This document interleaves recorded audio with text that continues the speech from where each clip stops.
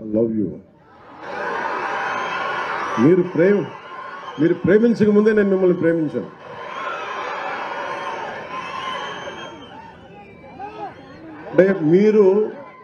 అంటే నేను ఇందాక శబరి గారు మాట్లాడుతా జన సైనికులు చాలా గట్టి వ్యక్తులు అంటుంటే, అంటే ఎంత గట్టిదనం లేకపోతే వీర మహిళల్లో కానీ జన సైనికుల్లో కానీ, అంటే ఎప్పుడు కూడా గెలుపులో నేను మనుషుల్ని లెక్కించను. నేను మనుషుల్లో గెలుపుని విజయం డబ్బుని లెక్కించను. కానీ కష్ట సమయంలో నువ్వు ఎలాగున్నావు, కష్ట సమయంలో మీరు నిలబడ్డారు, బలంగా మమ్మల్ని అందరినీ నిలబెట్టారు. అంటే ఏం లేదు, అంటే రోడ్ల మీదకి ఇక్కడున్న వేదిక పైన నాయకులందరూ తెగించి రాగలరు. కానీ వెనక మీరు బలం ఇస్తే 175కి మనం 164 సీట్లు కొట్టగలిగాము, 21 పార్లమెంట్ సీట్లు. అంటే ఇది సామాన్యమైన విజయంగా దేశం తలతిప్పి చూసిన విజయం అది. అలాంటి విజయానికి మీలాంటి యువత కానీ మీలాంటి కమిటెడ్ వ్యక్తులు లేకపోయినంటే ఈ పాటికి ఇది సాధ్యమయ్యే పని కాదు. అంటే మీరు స్ఫూర్తి పొంది మాకు బలాన్ని ఇచ్చి, ఇప్పుడు నాలాంటి వాడు కూడా పోరాటం చేయగలడు. కానీ మీరు మా వెనక నడవకపోయిండుంటే నాలాంటి వాడు కూడా ఏం చేయలేడు. అందుకని ఈ ఘన విజయం ఆంధ్రప్రదేశ్ ప్రజలకి, ఆంధ్రప్రదేశ్ యువతకి, ఆంధ్రప్రదేశ్ మహిళలకి మీది విజయం అది.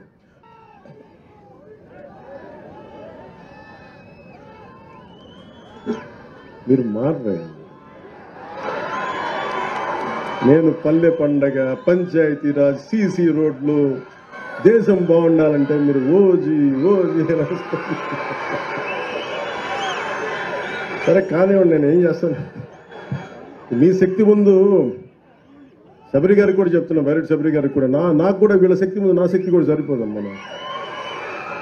వీళ్ళు గొడవ పెట్టుకున్నా నేను కూడా ఆగలేను. అందుకని వీళ్ళకి నమస్కారాలు తెలియజేయడం తప్ప.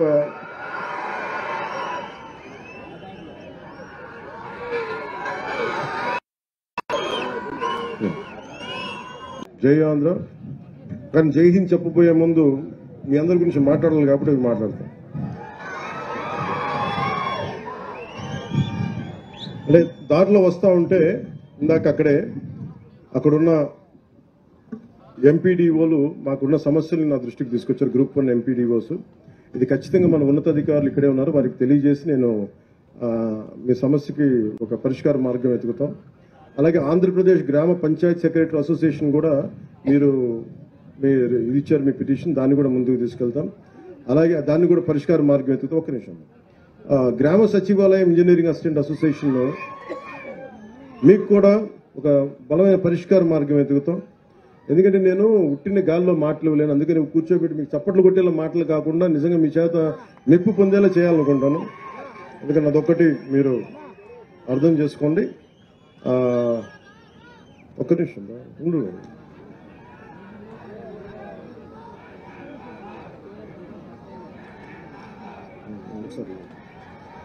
మీరు నా పేరు కంటే కూడా మీరు ఏ వెంకటేశ్వర స్వామి పేరు తెలుసుకుంటే ఎంత పుణ్యం వస్తుంటుంది మీకు.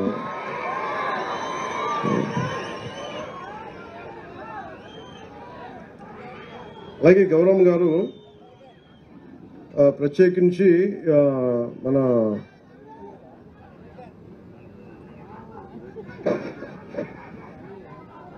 పాణ్యం నియోజకవర్గానికి సంబంధించి చాలా కొన్ని అంశాలు లేవనెత్తారు.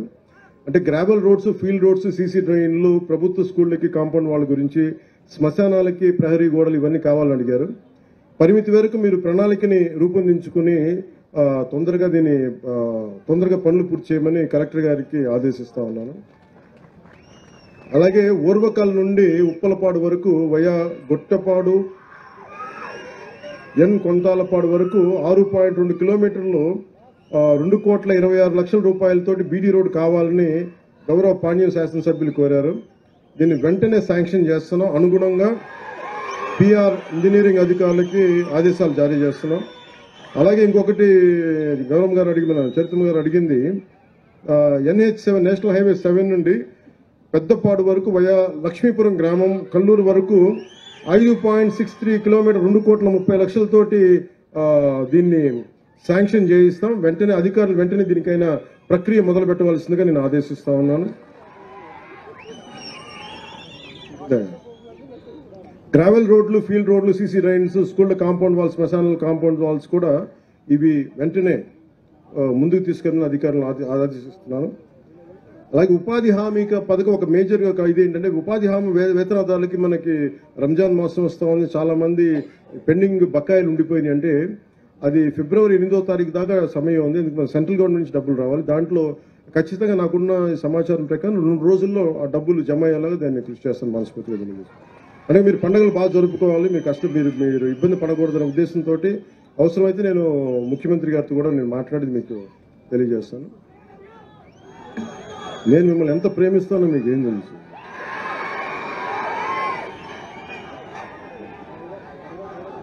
అలాగే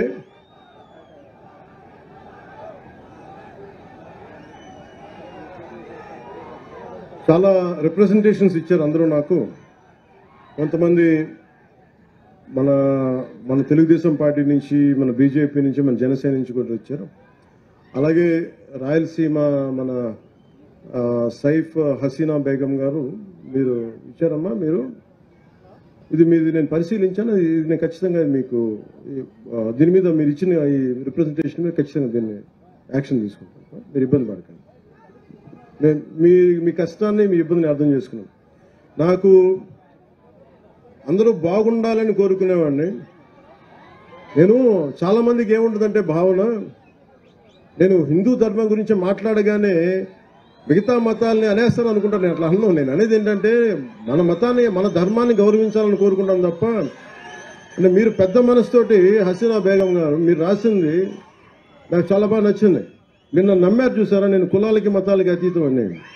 నేను కులాల్లో ఉన్న అసమానతలు,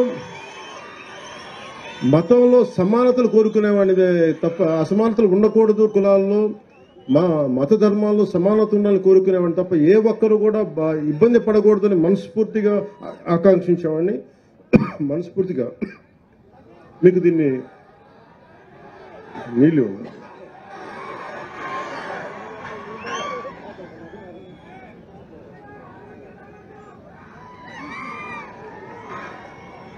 నా ఆరోగ్యం జాగ్రత్తలు మీరు అంటే మీరుండగా నాకు భయం ఏంటి చెప్పు. అంటే నా లోపల ఏదన్నా బాగలేదంటే ఒక అరుపు అరిస్తే మీరు ఆ జబ్బు కూడా పోదు.